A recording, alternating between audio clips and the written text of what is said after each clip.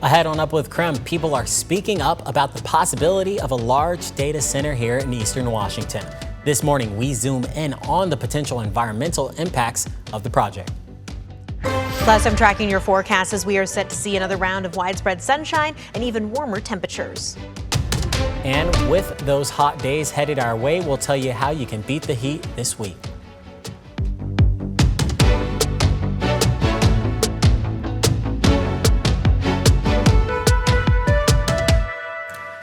Good morning and welcome to Up with KREM. I'm Brandon T. Jones. Over in the Weather Center, we've got Jenny Power. And Jenny, honestly, when she started talking about that heat a little bit, I felt like I was starting to get a little bit warm. I don't mind the heat though, but what's in store for us, my friend? Yeah, Brandon, taking a look at the forecast here, we've seen a few days now here of warm temperatures, and we are going to continue to climb temperature-wise through this afternoon and even into the start of this upcoming week. So what you need to know is that today we are going to be seeing plenty of sunshine. Winds will be light, and we are looking at daytime highs in Spokane in the low 80s. Tomorrow will be partly cloudy, but the warm-up does continue for us. As we take a look across the region, we're looking at a high of 82 degrees in Coeur d'Alene. We're looking at some low 90s for Wenatchee, Moses Lake, mid 90s for Richland there in the Tri-Cities, and we are still looking at some mid 70s south to Grangeville there and over toward the Camas Prairie. But with the hot temperatures, again, it has been a busy weekend for people to get outside, especially the folks that like the heat and the sunshine. As we take a look at your Lake Coeur d'Alene forecast here, our water temperatures are in the mid 60s. So it still is cool out there, but we've definitely seen some progress in comparison to a couple weeks ago where water temperatures were still in the mid 50s. As we move forward, though, we are going to watch for mostly dry conditions throughout the day today, and then we start to see some of those partly cloudy skies tomorrow. But an extended look at your forecast here as we get ready for a new week, that's coming up in just a few minutes. Almost summertime here in Spokane, and this morning we want to wish a big congratulations to all of our most recent high school grads, Shadle Park, Rogers, and North Central High Schools. They all had their graduation ceremonies yesterday, and we have even more seniors graduating today. This morning at 11, students from Lewis and Clark will graduate. Then it'll be Ferris and On Track Academy. All these ceremonies will be at the podium, and they will be live streamed on the SPS website. And if you have pics of your recent high school grads, we would love to see them. Go ahead, text us at 509-448-2000. Well, happening tomorrow, City of Spokane pools are officially open. And remember, getting into the pools is free. You just need to have a free splash pass. You can get one at any of the pools or at SpokaneParks.com. If you already have a splash pass, you do not need to renew. Also tomorrow in World Cup news, Team Egypt is trading the Lilac City for the Emerald City. They'll be facing Belgium at Seattle Stadium tomorrow at noon. All new, today is President Donald Trump's 80th birthday. He's celebrating with a massive UFC fight on the White House lawn. The UFC and its parent company are footing the $60 million bill. If you want to watch the fight, it'll be airing on CBS and Paramount Plus at 5 p.m. Pacific time. Well, this week we're learning more about plans for a new large data center here in Eastern Washington. Avista confirms they are exploring a deal to provide power to the center. And if the project is approved, the data center could eventually use almost 30% of Avista's total electrical capacity. Now, a big concern we're hearing about is what kind of impact this will have on the environment. The Spokane Riverkeeper posted a detailed article about potential impacts to water here in our area. Data centers typically use water as part of a cooling process to prevent their servers from overheating. The Riverkeeper said if you total up the 5 top water users here in Spokane right now, a large data center could use almost 3 times more than that. The group is also concerned about impacts to water temperatures, which could affect native fish populations. And there are also questions about the water that is discharged after the cooling process. The Riverkeeper says it can contain forever chemicals like PFAS and heavy metals that can be hard to remove. The Washington Utilities and Transportation Commission still need to approve the project. So if you want to make your voice heard, we have more information on how to reach out to them posted on our website right now at KREM.com. Well, getting into our weekend What's Up right now, we want to say happy Sunday to all of our friends out there. And first up on the weekend What's Up, the Coeur d'Alene Flea Market. That's today from 10 a.m. to 3 p.m. There's going to be more than 60 vendors there selling clothes, antiques, food, and more. It'll be at the North Idaho Museum. And there's also a local International Blues Challenge competition here in Spokane this weekend. So that's going to be from noon to 9 p.m. today at the Social Spokane. It's a live music contest, and the winner gets to represent the Inland Northwest at the International Blues Challenge in Memphis. And the Sandpoint Renaissance Fair continues today at the Bonner County Fairgrounds. There's going to be some vendors, games, demonstrations, entertainers, and more. Tickets are $18. It's also another gorgeous day here in the Inland Northwest and a great chance to get out and enjoy the garden. You can join Spokane's In Bloom walking tour this morning. And later we're saying go Cougs. WSU alumni are taking their smarts from Pullman to the Puget Sound. How they're powering Seattle's ferries in just a few moments.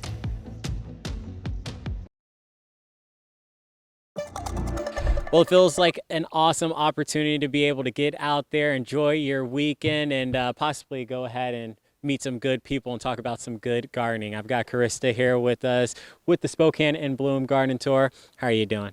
I'm great. Today's the day. We're excited to welcome everybody to the gardens today. Well, how fun is that? The whole planning process and then, recruiting all of these different beautiful gardens with different purposes. What can people expect if they come out? Yeah, we've put a lot of work into it. It's something we're really proud of. We've found 6 gardens that have eagerly let us come in. We've got 30 vendors as well. And so we've got food trucks and people selling native plants and some garden work. So that's been fun to gather all of those as well. And then we've got 12 musicians that will be playing live music at each of the gardens today. Well, that is amazing. So I feel like that takes it to the next level because there's obviously a lot of excitement just to see the gardens in themselves, but to know that it's a full experience. Huh? Yeah, it's a full experience, a full day. We're really excited to welcome people today to take on all these gardens, to learn from the homeowners, to enjoy the live music, sit back, enjoy a tasty treat, and just take in the whole garden. Well, I think a lot of what is important about this too is just that the community, the connection aspect. So if people want to learn more about just kind of what you all do, and then just outside of the garden tour, is there any way they can, be able to connect with you all? Yeah, absolutely. So I encourage the tourists today to ask a lot of questions of the homeowners. They're really knowledgeable because we're really proud of the community connections that we've made. We've got even some local nonprofits that are partaking in the garden tour today. So you'll see the Spokane Conservation District, you'll see Vets on the Farm, but all of the information can be found on SpokaneandBloom.com. All right, I love Vets on the Farm too. We've done some stuff with them in the past as well. Great garlic powder. I let them know that every single time as well. But Karista, we appreciate you. Thank you so much. Shout out to the Spokane in Bloom Garden Tour. Lots of fun things happening. So we'll keep you posted. Coming up, I'm tracking warm temperatures across the region and a warm up even into next week.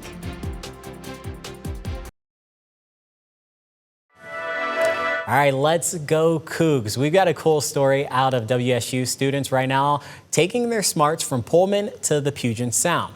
Here's how one alum is helping Seattle's ferries be more eco-friendly. For many, a ferry ride isn't just a commute. It's a chance to recharge. A cup of coffee, a few chapters of a book, maybe a nap to reset after a long day. But in the near future, ferries themselves could be recharging too. When you grow up on Bainbridge, everything is in terms of like the boat or what time the boat is. So the whole schedule of everything just revolves around it. Ledoux knows Washington State ferries well.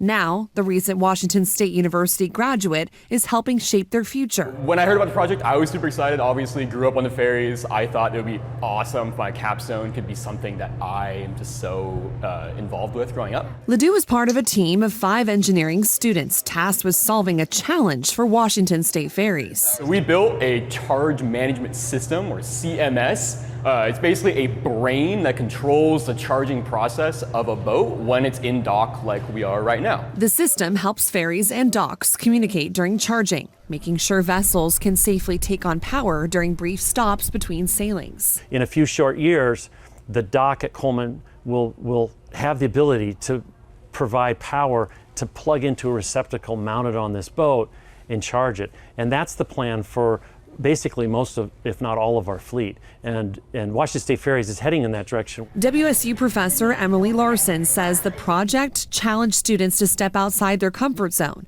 and solve a real-world problem. This project was not like your typical mechanical engineering project. It was very much a controls project, which I actually really liked because it kind of pushed the students into that growth mindset of just getting into the mindset that they can solve problems that they haven't been trained exactly for. And unlike many classroom assignments, Ladou's project will become part of the charging system for ferries in the future. I've been looking at drawings and pictures and like engineering specs for this whole area for months now. And now that I'm back here, it's kind of sitting in. It's like, oh no, this is real, you know, this is an actual thing that's getting installed. So I'm very proud. It's pretty awesome. In Seattle, Madison Wade, King 5 News.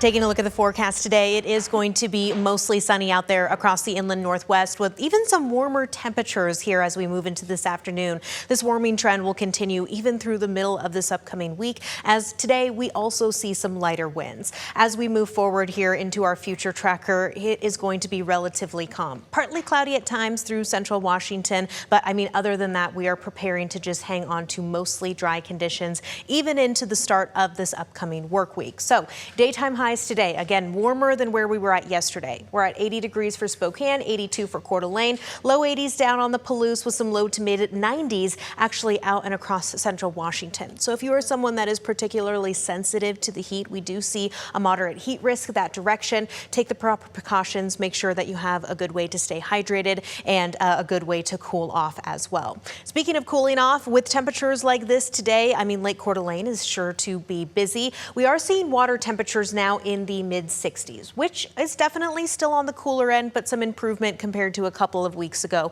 where our water temperatures were in the mid 50s. Winds will be light here for the day today. As we take a look across the United States, we're at 109 for Phoenix this afternoon, 71 for San Francisco, 70 in Denver. We're in the upper 80s for Dallas, Texas, 89 also for Atlanta, 91 in Washington, D.C. with some low 70s north to areas like Detroit and Minneapolis. As we move forward and take a look at what's to come, we are going to continue to see some above average temperatures through this upcoming week and also hang on to mostly dry conditions. I mean, really through our extended forecast, we're looking at little to no measurable precipitation expected. So be aware of that, folks, here, and be prepared for it. As we move forward into this upcoming week, we are going to watch for a weather impact alert here. So the full details of that is what we are continuing to monitor through this upcoming weekend.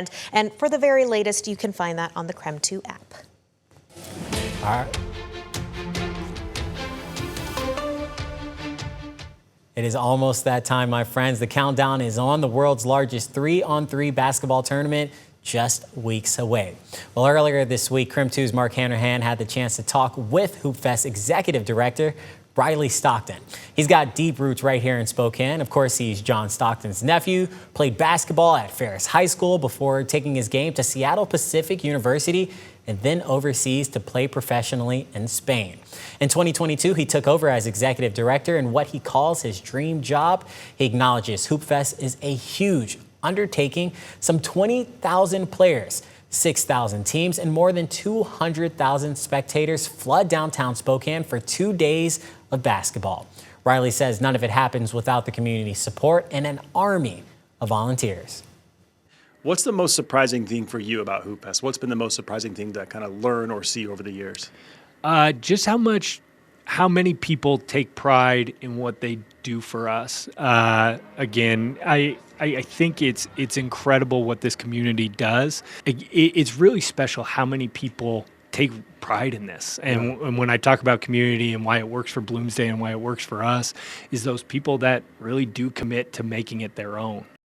Yeah, the legendary HoopFest, again, just weeks away right now. And speaking of volunteers, Riley says they're still looking for more help. So if you want to volunteer, just visit SpokaneHoopFest.net and get signed on up. And that was just a small snippet, right, of our conversation right there with Riley Stockton. So to enjoy the entire conversation, you can download the KREM 2 app right now, watch directly on your phone or your TV. Well, you might have seen these. It's called peptides on TikTok and even at the doctor's office, but they're not FDA approved. CBS investigates the risky drug.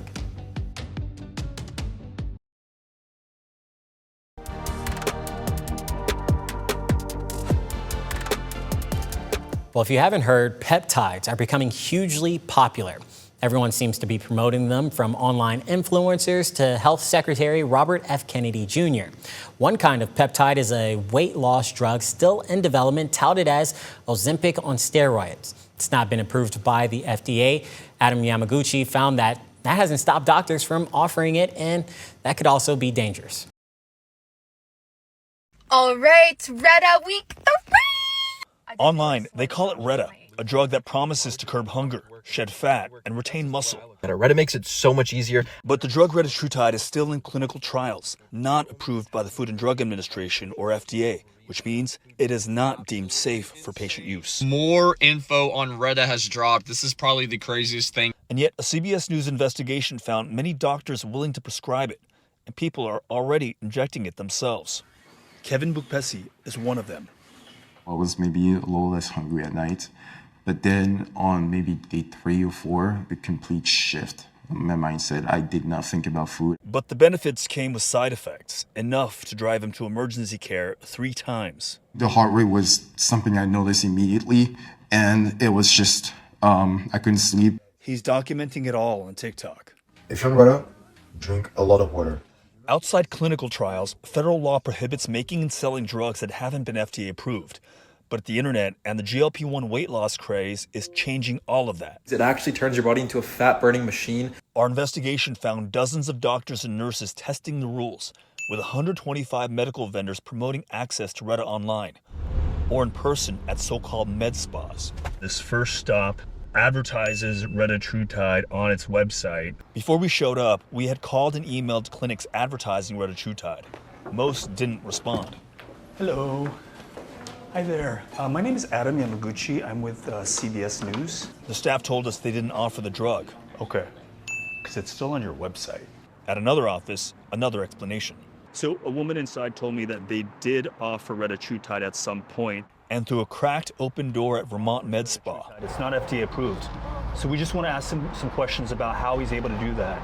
The doctor there later called us back and denied prescribing the drug. You created a whole web page advertising it. For at least 21 spas like this one, no sooner did we ask than the internet offers disappeared. It's deeply disappointing. Dr. Peter Lurie is a former FDA official and president of the Center for Science in the Public Interest. Those products should not be being sold to consumers with health claims. And if they are, the FDA should be going after them. Lurie says the FDA process is supposed to protect patients. You have no assurance of safety. You have no assurance that it's been properly manufactured. And you have no assurance that it will work. The FDA has sent 14 warning letters to companies that have advertised retatrutide since 2024. Last month, Alabama became the latest state to issue a warning to doctors. Back at the gym, Bukpesi tells us he's still taking retatrutide. Doctors, if they hear your story, they would say, Kevin, you've made yourself a lab rat. I believe everyone does something that's like a little experimental. That's just how the humans are. Still ahead, experts forecast a tough job market, and AI could be making it even harder for job seekers. What you need to know if you want a real person to see your resume.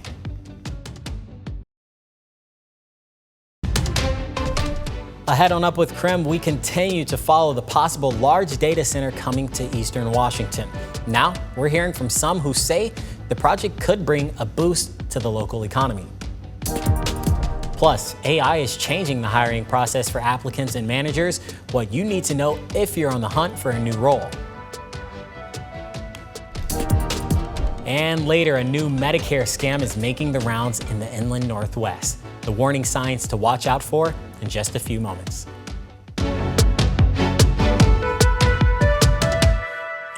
Good morning, and thank you for starting your day here with us on Up with KREM. I'm Brandon T. Jones. Over in the Weather Center, we've got Jenny Power keeping us up to date with all of the latest weather conditions. So, Jenny, what's in store for this fine Sunday?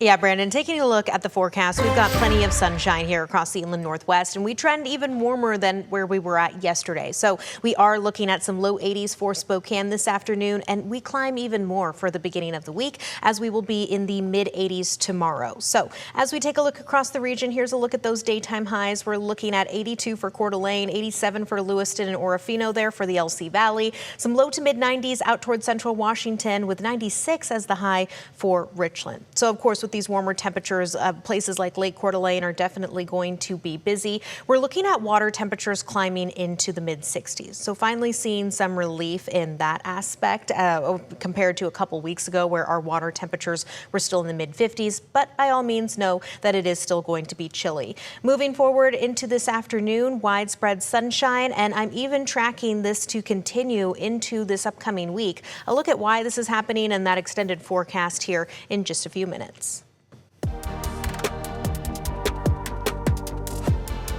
Well, we are continuing to follow the debate over the possibility of a large data center coming to eastern Washington. People who represent blue-collar workers say the project could bring more than just new technology to the region. One industry watching closely is the electrical trade, where demand for skilled workers is already growing. The International Brotherhood of Electrical Workers office says they would be able to take on more apprentices. IBEW says the project could also boost our local economy. I've worked on most of them until I came into the office side of the union. It's helped me raise my family of 4. It's helped numerous people in the communities be able to develop skills that weren't necessarily the college route through the apprenticeship. That's allowed people to, raise their families, build a career, and be able to have a family wage job that allows you to be able to support all that.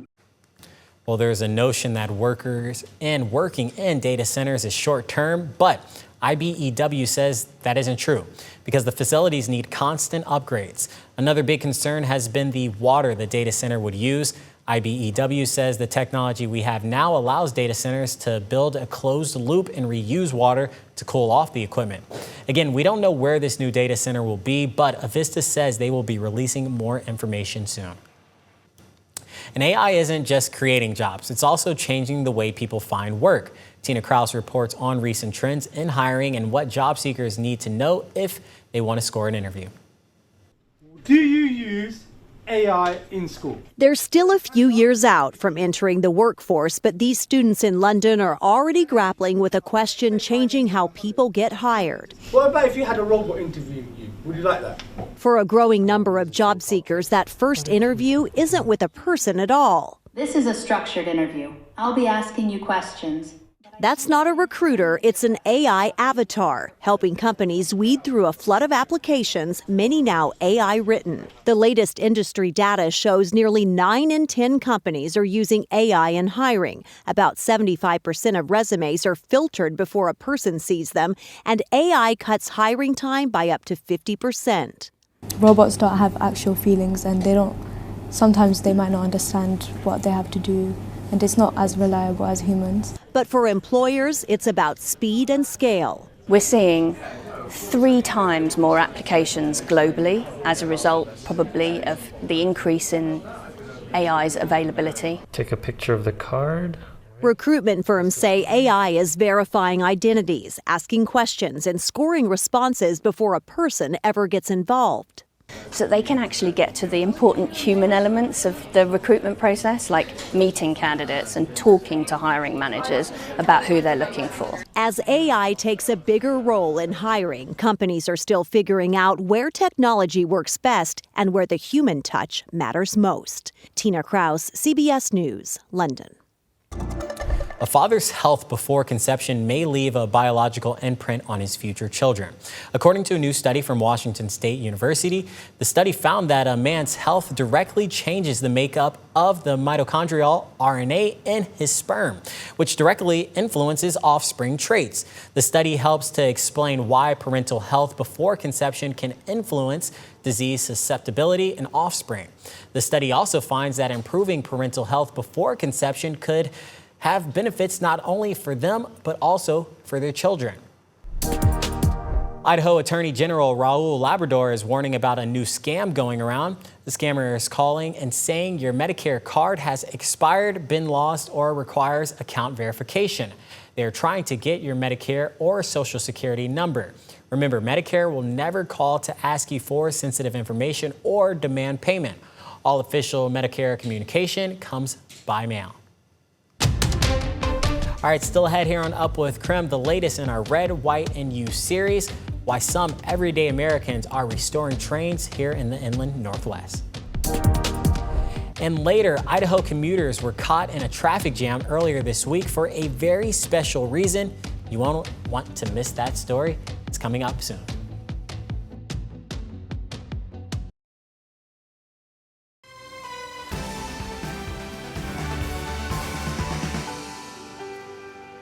Well, railroads, they help shape the United States and moving goods, passengers all around the country.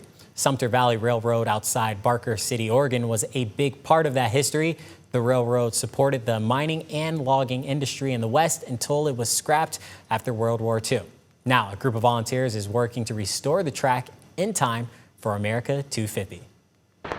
On July 4th, the United States turns 250 years old. But America isn't the only one celebrating a big birthday. Welcome aboard Sumter Valley Railroad. A historic railroad that thunders through pine-covered mountains outside Baker City, Oregon.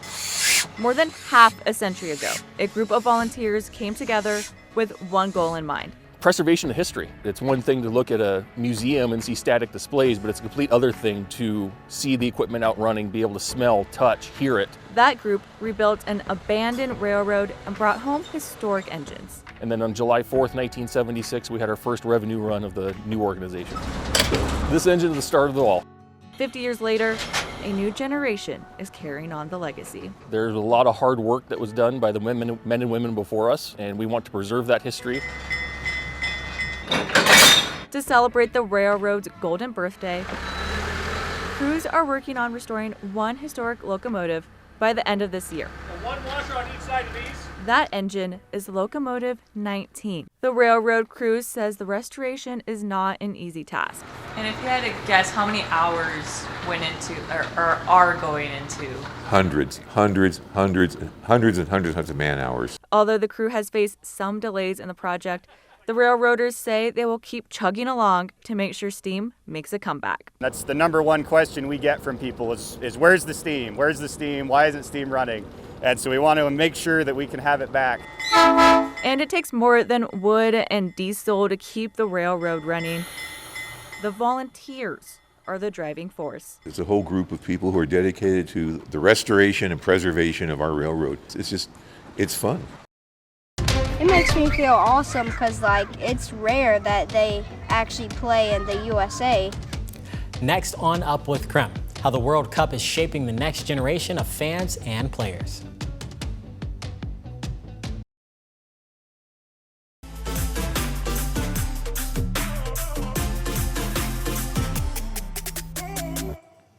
Well, the World Cup is bringing the world's best soccer players to the U.S. right here on our home soil, and the sport is more popular than ever before here now. Nicole Valdez shares what the tournament means for the next generation of players. Soccer's biggest stars are locked in to start their World Cup runs. There's no way this is real. Some of its youngest fans eager to see their idols in person and on the global stage. It was crazy to see them walk past me. We met 10-year-old Kelson Johnson and his best friend, 9-year-old Nehemiah Norman, at this youth soccer clinic in Chicago. It makes me feel pretty happy because I know that one day people could possibly see me playing and they would want to start playing soccer too.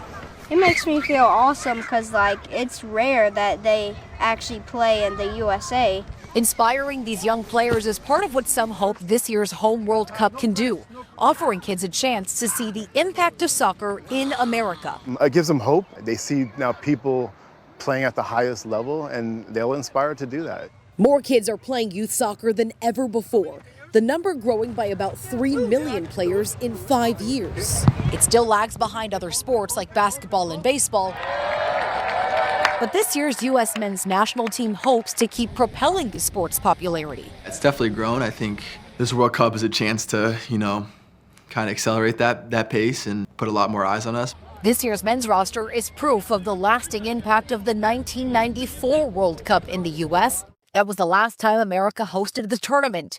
Most of today's top players say it helped inspire their love for the game.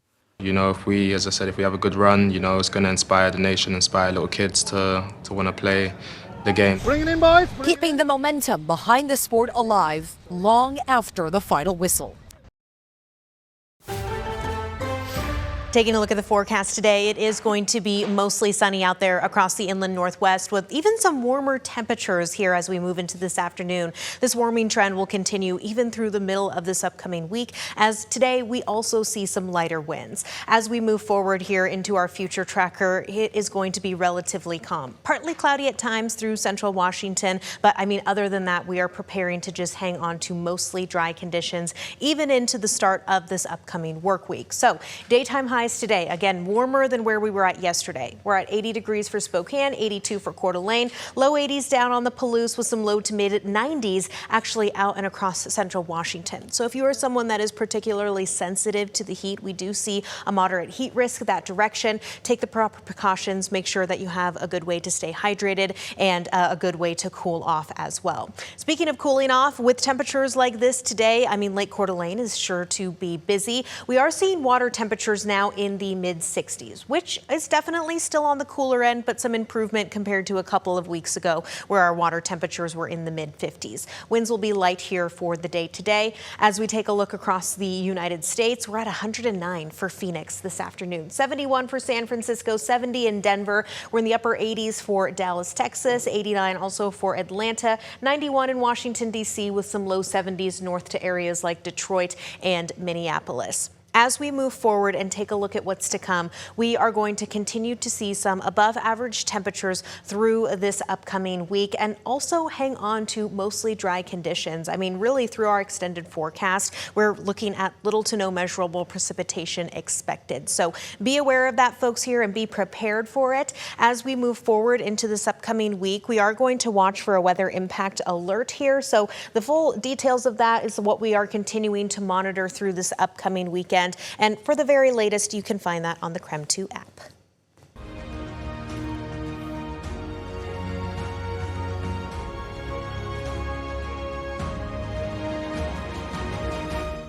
Well, wildfire season is here, and the firefighters who battle those flames are already hard at work.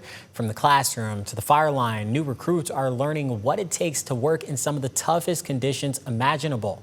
Audrielle Tackett with our Environment Northwest team takes us inside a hands-on training exercise in southern Idaho. You and your shovel's going to save the day. We're going to start a fire here shortly. Smoke drifted through ponderosa pines in the Boise National Forest. Make sure that everything kind of fits within our parameters. As crews closed in on flames. Training for the moment a real fire calls them into action. This prescribed burn is an opportunity for new firefighters to put into practice what they've learned through classroom courses and trainings, which is to put out a wildfire and how to get the job done as a team. Cutting! For some trainees, this was their first time working this closely with fire. I think this is probably just scratching the surface with what fire people have to go through. Kaylee Fritchen is now one of Idaho's newest wildland firefighters. It can be tough. It's a physical job. Leaders like Colby Bertolotto say good training is more than learning how to hold a tool. Learning a lot about that teamwork and camaraderie and just how much more effective you are working together as a crew versus one person. Before setting foot near flames, crews spent days in a classroom. It's a lot of, learning about fire behavior, weather, and communication, all critical skills for success and survival. This is really the foundation. Then comes the physical work. There'll probably be some tired people and probably some sore feet and blisters. Hike to the burn. There's a lot of situations where crews have to hike 2 or 3 miles in. Carry the gear. Could be 60, 70 pounds of gear to survive. Build containment lines. Hey, watch out when your head's coming down. And dig down to the mineral soil to stop the spread. Veteran firefighters like Bertolotto say the training never stops. Even a 20-year firefighter, like every day can be training. You learn something every day. Always gearing up for when the call comes in. Even when we're not on fires, you're always preparing for the next one. For Environment Northwest, I'm Audrielle Tackett. All right, still ahead, when commuters found out the reason behind an Idaho traffic jam, they had a lot to say why the roads were so congested in just a few minutes.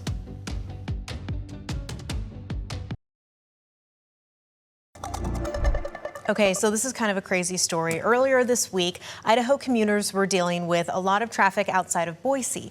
Well, it turns out that traffic jam was for a special reason. Well, it turns out, yeah, a baby was born inside of a car that morning on I-84 on the Garrity on-ramp.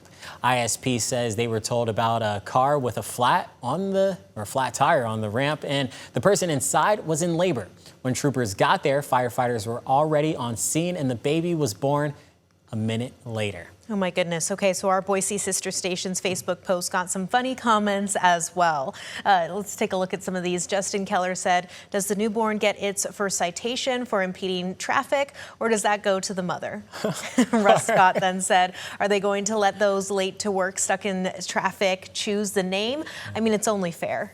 And then Samantha Harrison said, I mean, she beat the hospital cost of birth. Yeah. Congratulations. No doubt, no doubt. And it looks like there's some more, right? It says Tyann Rowland said, that's one heck of an interesting entrance to make. So yeah, that's always going to be a story they remember for the rest of their lives, or they're at least going to be told, that child, you know? So how about that? Shout out to mom, you know, for delivering a baby in the midst of rush hour traffic. That's crazy. I can't imagine. Yeah. No, I don't want to imagine either. You know, that's a scary situation. Birth is such a, it's a powerful moment right there. So the fact that you did it inside of a car on the side of a busy road, salute, 100%. Well, we want to say thank you just for joining us here this morning on Up with KREM. We hope you have a fabulous rest of your Sunday and an awesome start to your week. Have a great day.